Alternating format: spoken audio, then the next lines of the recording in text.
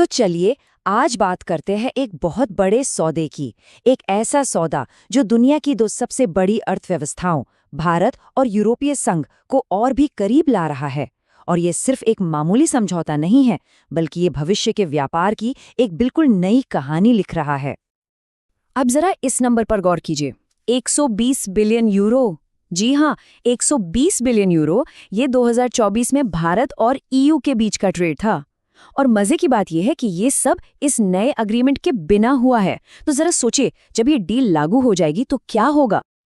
तो क्या ये मामला इतना सीधा साधा है, मतलब दोनों के लिए एक विन विन सिचुएशन, या फिर इस चमकदार तस्वीर के पीछे कोई बड़ा पेंच भी फंसा हुआ है? चलिए इस सौदे की एक एक परत को खोलकर देखते हैं कि अंदर आखिर छिपा क्या है। अच्छा, तो आज हम क्या क्या देखने वाले हैं। सबसे पहले समझेंगे कि ये सौदा इतना ऐतिहासिक क्यों है। फिर देखेंगे कि सामान और सर्विसेज के आने जाने पर इसका क्या असर होगा। हेल्थ केयर सेक्टर में क्या बड़ा बदलाव आने वाला है, इस पर भी बात करेंगे। और हाँ, फिर आएगी वो हरी उलझन यानी सीबियाम, जिसे हम सुलझाने की कोशिश करेंगे। और आखिर में देखेंगे कि इन सब के बाद व्यापार का नया बैलेंस कैसे बनता है। तो सवाल उठता है, आखिर इस फ्री ट्रेड अग्रीमेंट यानी एफटीए की जरूरत ही क्यों पड़ी?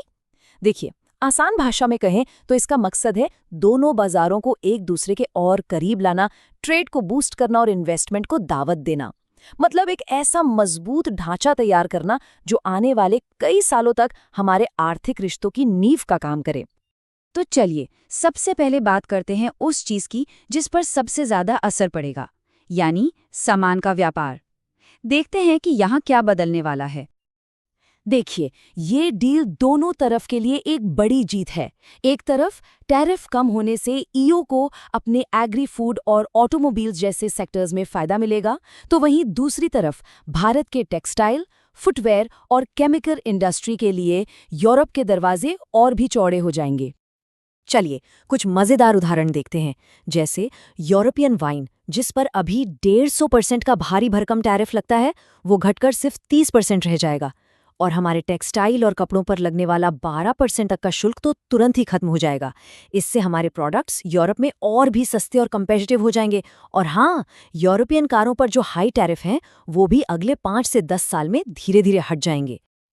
अच्छा, सामान की बात तो हो गई, अब आते हैं सर्विसेज पर। और ये भारत के लिए एक बहुत बड़ी जीत है, खासकर जब बात आती है हमारे स्किल्ड प्रोफेशनल्स की आवाजाही की। यकीन मानिए, ये हिस्सा गेम चेंजर साबित हो सकता है। 144 ये सिर्फ एक नंबर नहीं है, ये यूरोपियन सर्विस सेक्टर्स की वो संख्या है जहां अब हमारे इंडियन प्रोफेशनल्स को मार्केट का सीधा एक्सेस मिलेगा। सोचिए, आईटी से लेकर आर&डी और इंजीनियरिंग तक हर जगह मौके ही मौके। तो इसका मतलब क्या हुआ? इसका मतलब ये है कि अब मान लीजिए कोई इंडियन आईटी मैनेजर है, तो वो आसानी से यूरोप जा सकता है, वहाँ 3 साल तक काम कर सकता है, जिसे 2 साल और बढ़वाया जा सकता है। और सबसे अच्छी बात, वो अपने परिवार को भी साथ ले जा सकते हैं, जिन्हें वहाँ काम करने का अधिकार भी मिलेगा। ये हमारी कंपनियों की एक बहुत बहुत पुरानी मांग थी, जो आखिरकार अब पूरी हो गई है। प्रोफेशनल्स के अलावा इस डील का एक और बहुत बड़ा और सीधा फायदा पहुंचने वाला है हेल्थ केयर सेक्टर को, और इसका सबसे ज्यादा असर पड़ेगा भारत के मरीजों पर। जैसा कि इबेरिया फार्मास्यूटिकल्स के सौरव ओझा का मानना है, ये ट्रेड डील भारत में हेल्थ केयर एक्सेस को पूरी तरह से बदल सकती है। वो उम्मीद कर रहे हैं कि कीमतों में करीब 10 से 20% की कमी आ सकती है। जरा सोचिए, जो दवाएं आज बहुत महंगी हैं वो सस्ती हो जाएंगी। ये लाखों परिवारों के लिए कितनी बड़ी राहत की बात होगी। पर यह होगा कैसे? बहुत सिंपल है। यूरोप से आने वाली दवाओं पर जो 11% तक का इंपोर्ट ड्यूटी लगता है, वो हट जाएगा। इससे उनकी लागत सीधे सीधे कम हो जाएगी। और इसका सबसे बड़ा फायदा कैंसर, डायबिटीज या दूसरी गंभीर बीमारियों की महंगी दवाओं पर देखने को मिलेगा। तो अब तक तो सब कुछ बहुत अच्छा लग रहा है ना? फायदे ही फायदे। लेकिन हर कहानी में एक ट्विस्ट होता है, और इस कहानी का सबसे बड़ा ट्विस्ट है सीबीएम। ये एक ऐसी चुनौती है, या कह लें कि एक ऐसा पेंच है जिसने इस पूरे समझौते को लगभग रोक ही दिया था। तो आखिर ये सीबीएम है क्या भला? चलिए इसे आसान शब्दों में समझते हैं।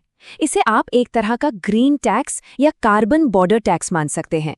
मतलब अगर कोई सामान किसी ऐसे देश से आ रहा है जहां कार्बन उत्सर्जन पर सख्त नियम नहीं है, तो यूरोप की सीमा पर पहुंचते ही उस पर ये टैक्स लगेगा।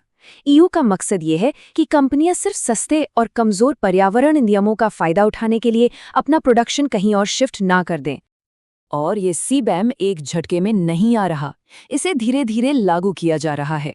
देखिए, अक्टूबर 2023 से तो सिर्फ रिपोर्टिंग का दौर शुरू हुआ है, लेकिन असली कहानी शुरू होगी जनवरी 2026 से, जब हमारी कंपनियों को असल में अपनी जेब से सर्टिफिकेट खरीदने के लिए पैसे देने होंगे। और 2034 आते आते ये सिस्टम पूरी तरह से लागू हो जाएगा। तो सवाल ये है कि भारत पर इसका असर क्या होगा? देखिए, सबसे ज्यादा मार पड़ने वाली है हमारे आयरन और स्टील सेक्टर पर। 2024 के आंकड़ों को देखें तो हमने करीब $4.5 बिलियन का लोहा और स्टील ईयू को एक्सपोर्ट किया। अब सोचिए, इस पूरे एक्सपोर्ट पर एक नया टैक्स लगने का खतरा मंडरा रहा है। जाहिर है भारत ने इस पर कुछ गंभीर चिंताएं जताई हैं। पहला सवाल है बराबरी का। क्या ये नियम निष्पक्ष हैं या ये विकासशील देशों पर एक गैर जरूरी बोझ डाल रहे हैं? दूसरा, क्या ये WTO के नियमों के खिलाफ है, एक तरह की छिपी हुई ट्रेड रुकावट? और तीसरा, और शायद सबसे जरूरी, क्या हमारे छोटे और मंझले बिजनेस यानी SMEs इन नए और मुश्किल नियमों को अपना पाएंगे? तो अब हम एक ऐसे चौराहे पर खड़े हैं जहां एक तरफ जबरदस्त आर्थिक मौके हैं और दूसरी तरफ हैं पर्यावरण से जुड़ी नई चुनौतियां। तो चलिए देखते हैं कि ट्रेड के इस नए बैलेंस का भविष्य क्या हो सकता है। तो तस्वीर बिल्कुल साफ है। एक पलड़े पर हैं शानदार मौके, सामान पर कम टैरिफ, हमारे प्रोफेशनल्स के लिए ज्यादा पहुंच और सस्ती दवाएं। और दूसरे पलड़े पर है CBM की चुनौती, हमारे एक्सपोर्टर्स के लिए बढ़ती लागत, कुछ इंडस्ट्रीज के लिए कंपटीशन का खतरा और ट्रेड के साथ साथ क्लाइमेट पॉलिसी को भी संभालना। बस इसी संतुलन को भारत को साधना होगा। और ये सब हमें एक बहुत बड़े सवाल के सामने लाकर खड़ा कर देता है। क्या यही ग्लोबल ट्रेड का भविष्य है? एक ऐसा भविष्य जहां आर्थिक विकास और क्लाइमेट पॉलिसी एक दूसरे से इतने जुड़े हुए हैं कि उन्हें अलग किया ही नहीं जा सकता? ये सौदा सिर्फ भारत और ईयू के रिश्ते ही तय नहीं करेगा, बल्कि शायद पूरी दुनिया के व्यापार को एक नई दिशा दिखाएगा।